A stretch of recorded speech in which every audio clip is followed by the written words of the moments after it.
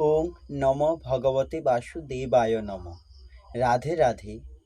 গীতার মূল্যায়নের আজকের ভিডিও, পাপ থেকে মুক্তির আসল পথ কি।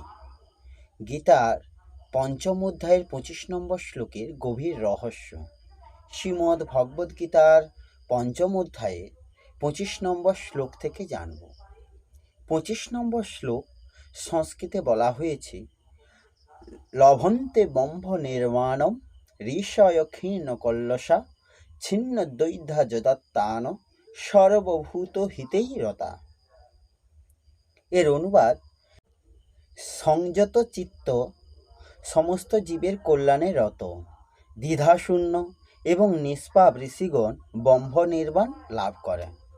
এই শ্লোকে অপর একটি অনুবাদ হল, যার দেহ মন বুদ্ধি ইন্দ্রিয়াদি নিজের বশীভূত, যিনি সর্বভূতে হিতে রত, যিনি সংশয় শূন্য, যার সমস্ত কল্লোষ দূরভূত হয়েছে, সেই বিবেক সম্পন্ন সাধক ব্রহ্ম নির্বাণ প্রাপ্ত হন। এই শ্লোকের তাৎপর্য হল, যিনি সম্পূর্ণভাবে কৃষ্ণ ভাবনাময়, তিনি কেবল সমস্ত জীবের মঙ্গল সাধন করতে পারেন।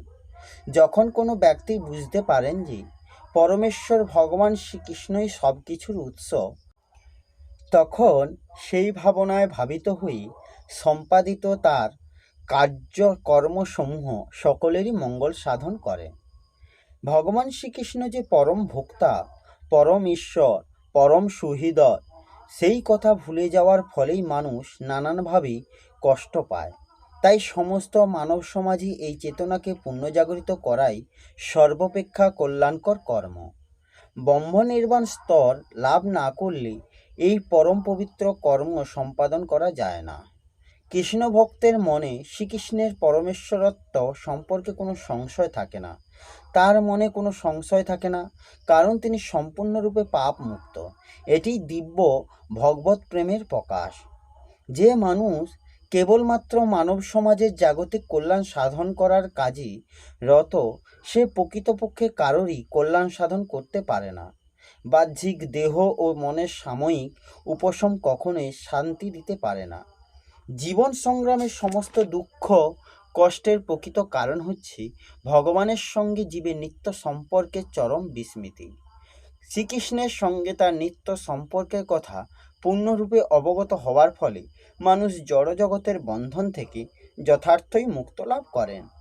এমনকি জড়দেহের মধ্যে অবস্থান করলেও তিনি তখন মুক্ত হয়ে যান। এই শ্লোকের ব্যাখ্যা হল যদাত্তান, অর্থাৎ নিত্য সত্য তত্ত্ব প্রাপ্তি দৃঢ় লক্ষ্য হওয়ায় সাধকের শরীর ইন্দ্রিয়াদি মন বুদ্ধিকে বশীভূত করতে হয় না, বরং তা স্বাভাবিকভাবেই সহজে বশীভূত হয়ে যায়। বশীভূত হওয়ায় এগুলির রাগ দেশাদি দোষরহিত হয় এবং এগুলির দ্বারা সংঘটিত সমস্ত কর্মই অপরের হিতে হয়ে থাকে।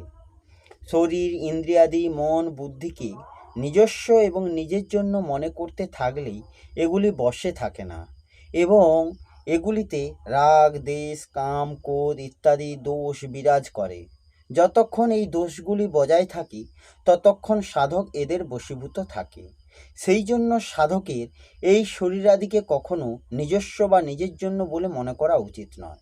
এরূপ মনে করলে এগুলির আগ্রহ শেষ হয় এবং এগুলির বশীভূত হয়। সুতরাং যার শরীর ইন্দ্রিয়াদি মন বুদ্ধিতে আপনত্বের ভাব নেই এবং যিনি এই শরীর ইত্যাদিকে নিজ স্বরূপ বলে মনে করেন না, এরূপ সতর্ক সাধকদের উদ্দেশ্যে এই স্থানে যথাত্তান পদটি ব্যবহৃত হয়েছে। সর্বভূত হিতে রতা, অর্থাৎ সাংখ্যযোগের সিদ্ধিতে ব্যক্তিত্বের অভিমান মূল বাধা। এই ব্যক্তিত্বের অভিমান দূর করে তত্ত্বে নিজ স্বাভাবিক স্থিতি অনুভব করার জন্য সমস্ত প্রাণীর হিতে রত হওয়া প্রয়োজন। সমগ্র প্রাণীকুলের হিতের প্রীতিভাবই তার ব্যক্তিত্ব দূর করার সহজ পথ। যিনি সর্বস্থানে পরিপূর্ণ পরমাত্ম তত্ত্বের সঙ্গে অভিন্ন ভাব অনুভব করতে চান, তার পক্ষে প্রাণী মাত্রেরই হিতে প্রীতিভাব থাকা অত্যন্ত প্রয়োজনীয়। যেমন নিজের বলে যে শরীর, তার আকৃতি অবয়ব কার্য নাম ইত্যাদি বিভিন্ন হলেও এমন ভাব থাকে যে সকল অঙ্গ প্রত্যঙ্গই আরাম পাক, কোনো অঙ্গের যেন ক্লেশ না হয়। তেমনি বর্ণ, আশ্রম, সম্প্রদায়, সাধন পদ্ধতি ইত্যাদি ভিন্ন ভিন্ন হলেও সমস্ত প্রাণীকুলের হিতে স্বাভাবিক প্রীতি হওয়া উচিত। যেন সকলেই সুখী হয়, সকলের মঙ্গল হয়, কেউ যেন বিন্দুমাত্র কষ্ট না পায়। কারণ বাহ্যত ভিন্ন ভিন্ন রূপ প্রতীয়মান হলেও অন্তরে সেই এক পরমাত্ম তত্ত্বই সমভাবে সর্বত্র পরিপূর্ণ হয়ে আছে। সুতরাং প্রাণী মাত্রেরই হিতের প্রীতি হলে ব্যক্তিগত স্বার্থভাব সহজেই দূর হয়ে পরমাত্ম তত্ত্বের সঙ্গে নিজ অভিন্নতা অনুভব হয়। ছিন্ন দ্বৈধা অর্থাৎ যতক্ষণ পরমাত্ম প্রাপ্তির সম্বন্ধে দৃঢ় নিশ্চয়তা না হচ্ছে, ততক্ষণ উচ্চ স্থিতিসম্পন্ন সাধকদের অন্তরে কিছু না কিছু দ্বিধা থেকে যায়। দৃঢ় নিশ্চিত হলে সাধকদের আর নিজ সাধনায় কোনো সংশয়, বিকল্প, ভ্রম ইত্যাদি থাকে না এবং তারা অশুদ্ধ চিত্তে তৎপরতার সঙ্গে সাধন ভজনে ব্যাপৃত হন। ক্ষীণ কল্লসা অর্থাৎ প্রকৃতির সঙ্গে মেনে নেওয়া যা কিছু সম্পর্ক থাকে তা সবই কল্লস অর্থাৎ দোষ। কারণ প্রকৃতির সঙ্গে মেনে নেওয়া সম্পর্কগুলি সমস্ত কল্লস অর্থাৎ পাপ, দোষ ও বিকারের হেতু। প্রকৃতির এবং তার কার্য, শরীর, ইন্দ্রিয়াদি, মন, বুদ্ধিতে ইত্যাদিতে স্পষ্টভাবে নিজ পৃথকত্ব অনুভব হলে সাধকদের স্বতই নির্বিকার ভাব আসে। ঋষয়, ঋষ ধাতুর অর্থ হলো জ্ঞান। এই জ্ঞানকে যারা গুরুত্ব দেন তাদের ঋষি বলা হয়। প্রাচীনকালের ঋষিগণ গৃহে বাস করেও পরমাত্ম তত্ত্ব পেয়েছিলেন। এই শ্লোকেও জাগতিক ব্যবহার সত্ত্বেও বিচার বিবেচনা পূর্বক পরমাত্ম তত্ত্ব প্রাপ্তির আশায় সাধন ভজনকারী সাধকদের বর্ণনা করা হয়েছে। সুতরাং নিজ বিবেককে প্রাধান্য প্রদানকারী এই সাধকগণও ঋষিপদ বাচ্য।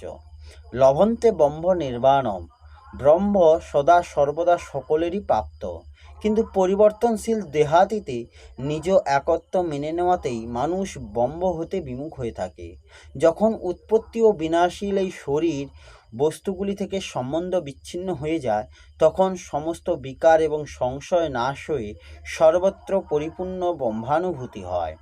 লভন্তে পদটির তাৎপর্য হল যে, যেমন সমুদ্রের তরঙ্গ লীন হয়ে যায়, তেমনি সাংখ্যযোগীয় ব্রহ্মে লীন হয়ে যান।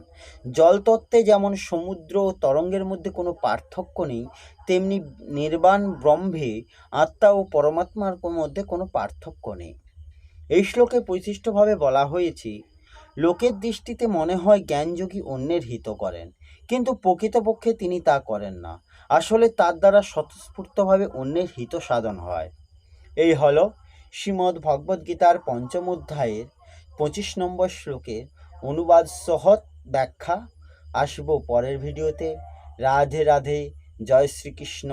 জয় গীতা।